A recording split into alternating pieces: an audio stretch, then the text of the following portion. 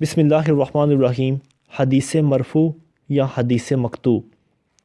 مرفوع اگر متن کی سند رسول اللہ صلی اللہ علیہ وآلہ وسلم پر ختم ہو اور اس کا تلفظ مکتفی ہو کہ بذریعہ اس کے جو منقول ہوگا وہ صریحتاً یا حکماً رسول اللہ صلی اللہ علیہ وآلہ وسلم کا قول، فعل یا تقریر ہے، تو ایسی حدیث کو مرفوع کہتے ہیں۔ مرفوع کی 4 قسمیں ہیں۔ نمبر 1 مرفوع حکمی، نمبر 2 مرفوع قولی، نمبر 3 مرفوع فعلی، نمبر 4 مرفوع تقریری۔ مرفوع حکمی۔ مرفوع حکمی کی مثال صحابہ کرام رضوان اللہ اجمعین کے وہ اقوال ہیں جو اجتہادی معاملات سے متعلق نہ ہوں اور نہ ہی اسرائیلیات سے تعلق رکھتے ہوں، اور ان کا تعلق بیان لغت یا کسی مشکل یا غریب لفظ کی شرح بھی نہ ہو۔ اس طرح کسی صحابی کا کوئی ایسا کام کرنا جو غیر اجتہادی ہو، اس سے بھی مرفوع حکمی کہا جائے گا۔ علاوہ ازیں صحابہ کا کسی فعل پر دوام و استمرار اور رسول اللہ صلی اللہ علیہ وسلم کا منع نہ فرمانا بھی مرفوع حکمی میں شامل ہے۔ نمبر 2 مرفوع قولی۔ اس کی مثال یہ ہے کہ صحابی یوں کہے، میں نے رسول اللہ صلی اللہ علیہ وآلہ وسلم سے یوں سنا، یا رسول اللہ صلی اللہ علیہ وآلہ وسلم ہم سے یوں بیان فرمایا، یعنی سمعت یا حدثنا کے الفاظ استعمال کرے۔ نمبر 3 مرفوع فعلی۔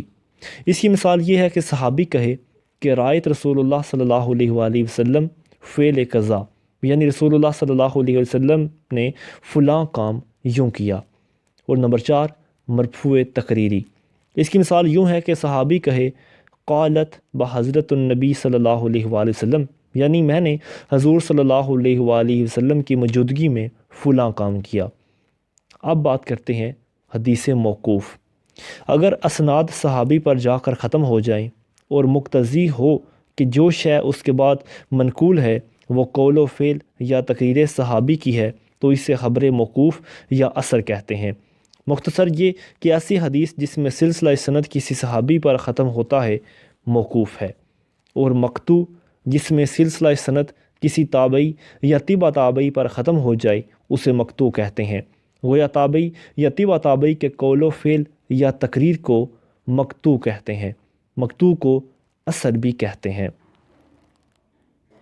سوال نمبر 2، ضعیف حدیث سے کیا مراد؟ ضعیف حدیث علم حدیث میں اس سے مراد وہ حدیث ہے جس کے راویوں میں کوئی ایک یا زیادہ اشخاص نیک اخلاق کے مالک نہ ہوں یا ان کا حافظہ کمزور ہو۔ ضعیف حدیث وہ ہے جس میں حدیث صحیح و حسن کی صفات نہ پائی جاتی ہوں۔ بعض علماء کا قول ہے کہ حدیث صحیح اور حسن کی صفات کے فقدان کی بنا پر حدیث ضعیف کی عقلی اعتبار سے 381 صورتیں بن سکتی ہیں۔ حدیث ضعیف کی تعریف۔ حدیث ضعیف کی تعریف میں متقدمین اور متاخرین کی الگ الگ رائے ہیں۔ متقدمین کی اصطلاح میں ضعیف وہ حدیث کہلاتی ہے جو منکر اور باطل نہ ہو اور اس کے راوی متہم بالکذب نہ ہو۔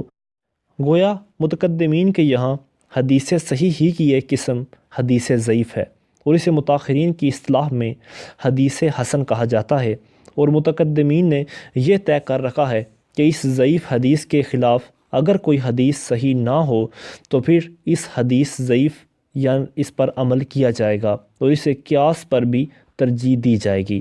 لیکن متاخرین کی اصطلاح میں حدیث ضعیف وہ کہلاتی ہے جس میں حدیث صحیح اور حسن کی شرائط نہ پائی جائیں، جس کے راوی غیر عادل یا متہم بالکذب یا مستور الحال یا اس میں علتیں خفیہ ہوں۔ یہ اسباب کسی حدیث کو ضعیف قرار دینے کے لیے کافی ہیں۔ حدیث ضعیف کا ضعف ختم ہو سکتا ہے۔ اگر حدیث ضعیف ہے تو اس کا ضعف مختلف قرائن سے دور کیا جا سکتا ہے۔ ان میں سے ایک تعدد ترک ہے، جس کا مطلب یہ ہے کہ اگر حدیث ضعیف کئی سندوں سے مروی ہو تو اس کی وجہ سے وہ ضعف سے نکل جاتی ہے اور اسے قوی و معتبر اور لائق قرار دیا جاتا ہے۔ محدثین کی اصطلاح میں اس کو حسن لغیرہ کہتے ہیں۔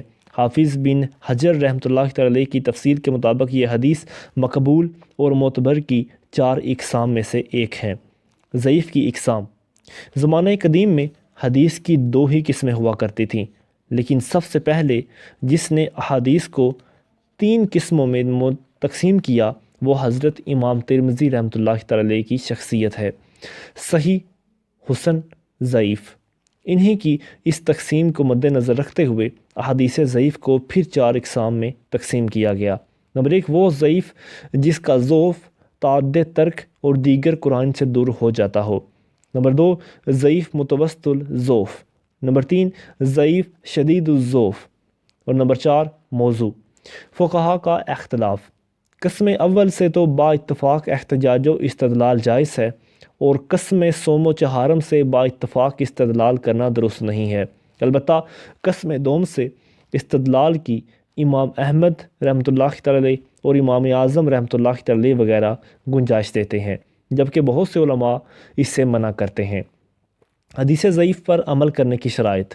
حافظ ابن حجر رحمۃ اللہ تعالی نے حدیث ضعیف پر عمل کرنے کی 3 شرائط بیان کی ہے۔ نمبر 1 اس حدیث کا ضعف شدید نہ ہو، یعنی اس کا راوی کاذب اور دروغ گوئی میں مشہور نہ ہو اور نہ ہی فاحش غلطیوں کا مرتکب ہو۔ نمبر 2 حدیث جس مفہوم پر مشتمل ہو اس کی ایسی بنیاد موجود ہو جو معمول بے ہو، یعنی اس پر عمل کرنا اپنے اندر غرابت کا کوئی پہلو نہ رکھتا ہو اور اسلام کی ثابت اور مقررہ معروف قواعد کے خلاف نہ ہو۔ اور نمبر 3 دوران عمل اس کے ثبوت کا عقیدہ نہ رکھا جائے، بلکہ ازرو احتیاط اس پر عمل ہو، یعنی اس طور پر نہ قبول کی جائے کہ واقعتاً یہ حدیث صحیح السند ہے، بلکہ اس بنا پر عمل کیا جائے کہ ممکن ہے نفس العامر میں اس کی نسبت آپ صلی اللہ علیہ وآلہ وسلم کی طرف درست ہو۔ ضعیف اور موظف میں فرق۔ حدیث موظف کا درجہ حدیث ضعیف سے اونچا ہوتا ہے کہ احکامات میں حدیث موظف سے استدلال کیا جاتا ہے، اور ضعیف سے فقط فضائل ہی میں استدلال کرنا درست ہے۔ دوسرا فرق جو علامہ قسطلانی رحمۃ اللہ تعالی نے بیان کیا کہ موظف وہ حدیث ہے جس کے متن میں یا سند میں ایسا وقتی ضعف آ گیا ہو جس کی تلافی دیگر اسناد و روایات سے ہو سکتی ہو۔ یہی وجہ ہے کہ امام بخاری نے ایسی احادیث کو بعض مرتبہ اپنے صحیح میں جگہ دی ہے۔ حدیث ضعیف اور اقوال صحابہ۔ حضرت امام اعظم ابو حنیفہ اور حضرت امام احمد بن حنبل رحمۃ اللہ تعالی حدیث ضعیف کا درجہ حدیث صحیح سے کم تر قرار دیتے ہیں، البتہ وہ حدیث ضعیف کے بالمقابل فتاویٰ اور اقوال صحابہ کو ترجیح دیتے ہیں۔ صحابہ کرام سے جو فقہی فتاوے منقول ہیں ان کی ایک بڑی تعداد ہے جو مختلف واقعات و حوادثات سے متعلق ہیں۔ ان فتاویٰ و اقوال میں رنگا رنگ کی غذا فکری اور طرح طرح کے امراض اجتماعی کی چارہ گری موجود ہے۔